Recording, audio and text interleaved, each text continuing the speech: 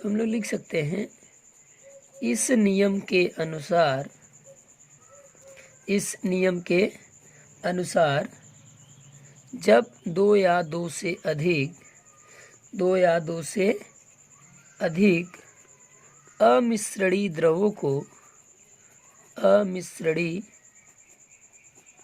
द्रवों में जब कोई तीसरा द्रव को मिलाते हैं, जब कोई तीसरा विलेय यानी द्रव को मिलाते हैं तो दोनों द्रव में सांद्रताओं का अनुपात मिलाते हैं तो दोनों द्रव में सांद्रताओं का अनुपात स्थिर ताप पर स्थिर रहता है। स्थिर ताप पर स्थिर रहता है, जिसे वितरण का नियम कहते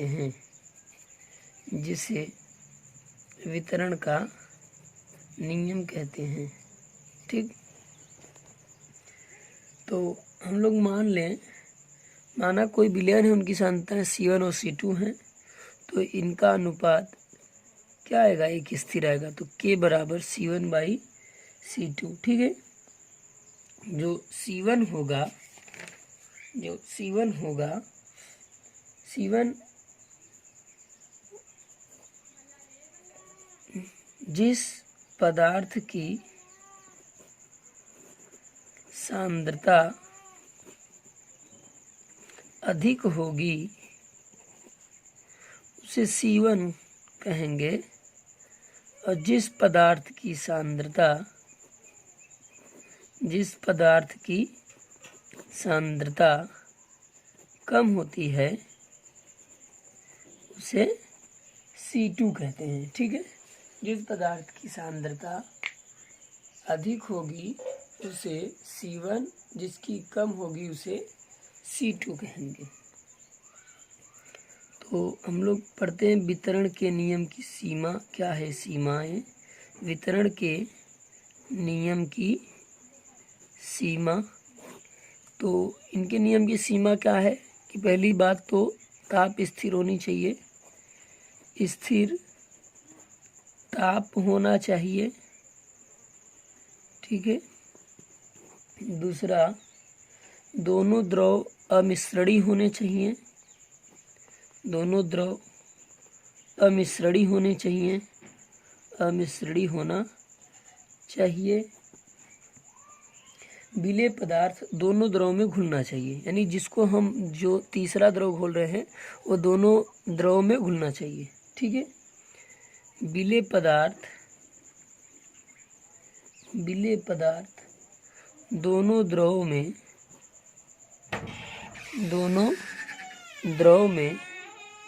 विलेय होना चाहिए। ठीक है। तो ये रहा आपका वितरण का नियम।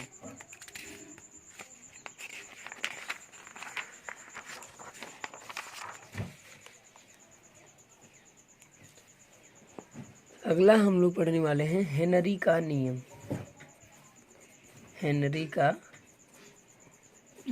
ठीक है। Henry's law. हेनरी ने गैसों को द्रव में घुलने के नियम पर आधारित प्रस्तुत किए हैं। ठीक है। हेनरी का नियम क्या कहता है, इस नियम के अनुसार स्थिर ताप पर किसी गैस की द्रव में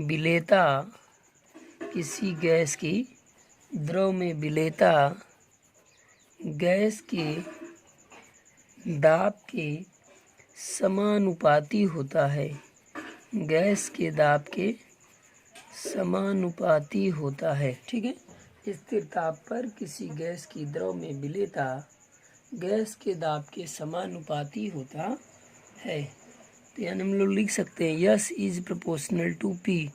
ठीक है, विलेयता हमारी सॉल्युबिलिटी है और पी प्रेशर है, तो सॉल्युबिलिटी प्रोपोर्शनल टू पी। हम लोग लिख सकते हैं S is equal to K P, तो या K is equal to S by P. तो ये हमारा है Henry's law, K is equal to S by P. स्थिर ताप पर किसी गैस की द्रव में विलेयता गैस के दाब के समानुपाती होती है। और हेनरी के नियम की सीमा, हेनरी के नियम की सीमा। ठीक है, तो हेनरी के नियम की सीमा क्या है? पहली बात तो इसमें ताप स्थिर होना चाहिए, स्थिर ताप होना चाहिए। दूसरा, दाब उच्च होना चाहिए, दाब उच्च होना चाहिए। गैस द्रव से कोई रासायनिक क्रिया नहीं करना चाहिए, यानी जो हम गैस घोल रहे हैं वो द्रव से कोई रासायनिक क्रिया न करता हो। गैस द्रव से कोई रासायनिक क्रिया न करता हो। ठीक है, अगला हेडिंग हम लोग पढ़ेंगे हेनरी के नियम का उपयोग। हेनरी के नियम का उपयोग। ठीक है, क्या उपयोग है हेनरी के नियम का? तो पहली बात, जो भी हमारे शरीर में सांसों का आवागमन होता है, ऑक्सीजन का आवागमन होता है, वो हेनरी के नियम पर आधारित होती है। ठीक है, तो फेफड़ों द्वारा शरीर के रक्त में ऑक्सीजन तथा CO2 का आदान प्रदान हेनरी के नियम पर आधारित है। ठीक है, अगला दूसरा जो है वो समुद्रों में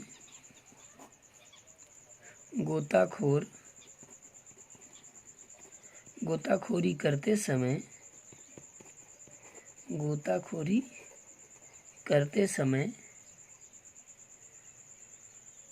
वह श्वसन के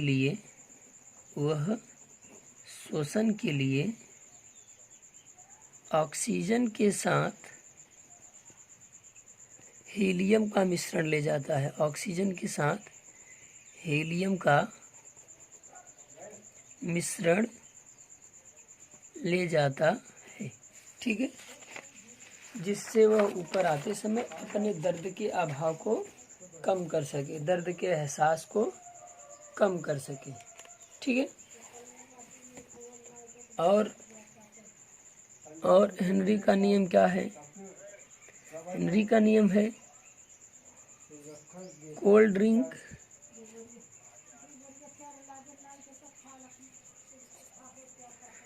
ड्रिंक या